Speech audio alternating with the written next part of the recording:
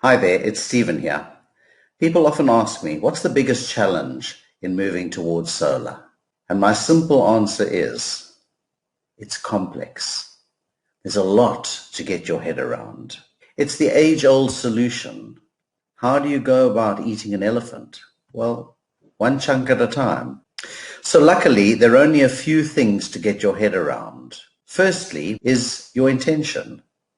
Are you simply thinking of moving towards solar to be green, to protect our planet, to lead a more conscious life? Are you thinking potentially of just getting yourself through load shedding so that you can watch your TV, be on your computer? Or does your business depend on being able to function during load shedding? Mostly, people want to reduce their electricity costs. We've seen over the last couple of years a 300% increase in our electricity tariffs over the last 10 years. Who's to say how much it's going to increase going into the future? Ultimately, people want more free power. So, as I said, there are a couple of things that we need to get our head around. Let me start off now by focusing on the roof. So whether you're in the northern or southern hemisphere obviously makes a difference. In the southern hemisphere, we need as much north-facing roof as possible to get the majority of the sun's radiation during the day. But it's not only the fact that you've got a north-facing roof that's important.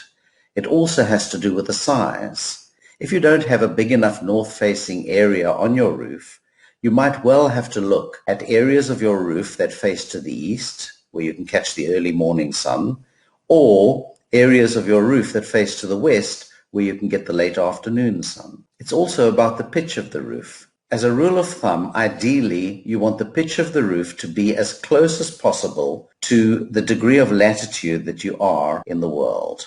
So, as an example, our degree of latitude happens to be 34 degrees. So if we can get the pitch of our panels as close as possible to 34 degrees, we're going to be able to optimize the radiation coming in from the sun. The next thing, which a lot of people forget about, is although you might have a north-facing roof, are there any trees, buildings, office blocks, blocks of flats maybe, that shade that roof at any time during the day? And the last thing to consider is what type of roof do you have?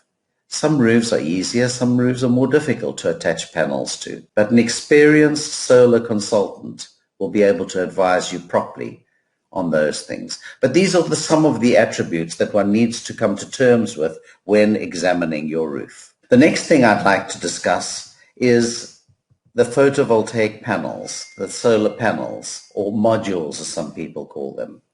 Well, people often ask, what is the physical size of them? And on average, around about 2 meters by 1 meter is an average size panel.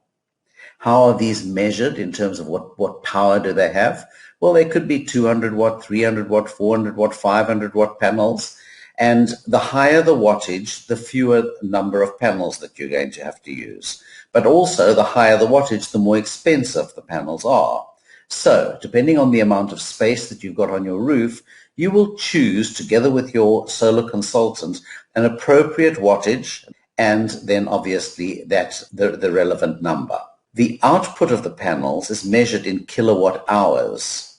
So if you have, for example, a 410 watt panel, and you're going to be exposing it to 6 hours of radiation from the sun during the day, that panel will be able to generate 2.46 kilowatt hours.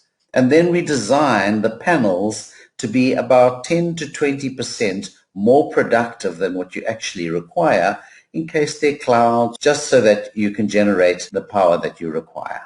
One of the next things to get your head around when looking at solar is radiation, and that's what we call the power that comes from the sun.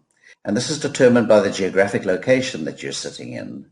If, for instance, you're in Cape Town, in summer, you're going to be able to generate more power than you are in Pretoria.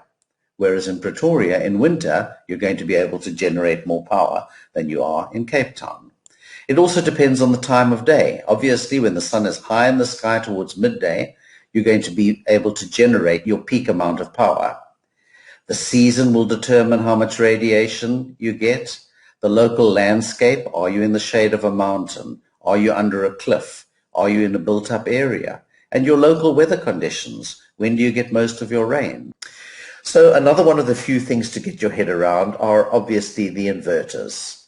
And people talk about cheap inverters and more expensive inverters, and why is it necessary to pay the extra for the more expensive inverters, and what a little bit about the sizing of the inverters. Well, essentially, the difference between the better quality inverters, the more expensive ones, and the cheaper ones, the more expensive inverters are low frequency inverters. Now, in very simple terms, that just means that they're more resilient and they're more able to withstand spikes that come from the grid. The high frequency inverters are less resilient and less able to withstand the spikes that come from the grid, and the likelihood is that they will fail before a low frequency inverter. Basically, you pay for what you get.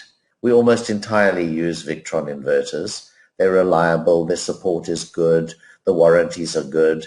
That's not to say that, people shouldn't go for cheaper ones to match a particular budget, but just to have a level of awareness that they probably won't last as long as a low frequency inverter. And then a little bit about the sizing of the inverter. When your solar provider comes around and analyzes your usage and the peak draws at any particular point in the day and the night, he will then look at sizing your inverter to accommodate whatever the peak draw is and to be able to deliver against those specifications. So if you have a look at the picture below the inverters, it gives you an idea of how the whole thing fits together. So the sun radiates down onto the panels, which generates DC current. The DC current goes to the inverter. The inverter directs DC current to charge your battery so that during the night it can draw DC from the battery and convert it to AC, which it'll then deliver to your business or your home during the day or the night, however it's set up. Then one of the other few things that you've got to get your head around are the batteries, of course. The old batteries, I like to think of them, the batteries that came from the Ark, the old lead acid batteries, not really designed for what we need in the solar environment. They should only be discharged to about 70% before they need to be recharged. If you've got a longer load shedding, you can run into trouble in that they'll discharge further than just 30% to 70%, and then you can start doing damage to the batteries, and they just really don't last. They're not designed for what is required in a solar environment, whereas the lithium-ion batteries are designed specifically for this. You can discharge them almost fully, and they recharge super quickly. So if you want to go with the right thing, you go with a lithium-ion battery. And what we see is the lithium-ion technology is improving significantly almost by the month. So in 6 months or in a year's time, you will be able to get a more advanced lithium-ion battery than you can get today, and probably at a cheaper price. The prices are coming down significantly.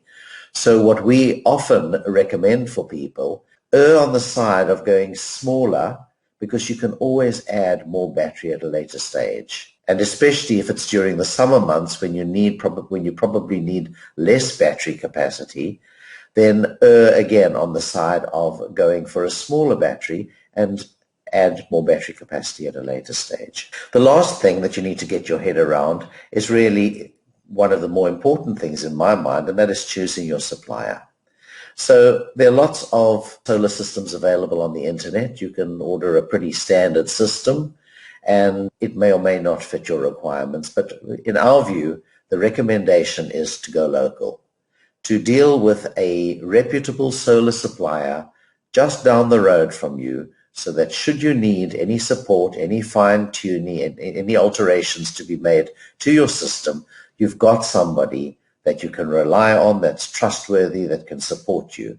It's a big investment, and you don't want to be without support going forward. Before appointing a supplier, it's always a good idea to visit a couple of their installations and just to have a look at the neatness and have a look at the capacity, talk to the owners of the system, get testimonials from them, and whether they've been happy with the supplier. And the last thing to check is the length of time that the supplier has been in business. As solar is becoming more and more popular, and we're expecting the solar market to grow about 14% over the next year. More and more, in inverted commas, solar suppliers are going to be entering the market. It's a good idea to check how long they've been in business and assess whether in fact you're appointing a reputable solar supplier to install your system. So we said right at the beginning that there are only a few things to get your head around. And I hope by this stage you've got a good basic understanding of what is involved in going solar. If you'd like us to recommend an approved solar supplier near you, please contact us and we'll do that with the greatest of pleasure. Thank you for listening, and I hope the video has been of some help to you.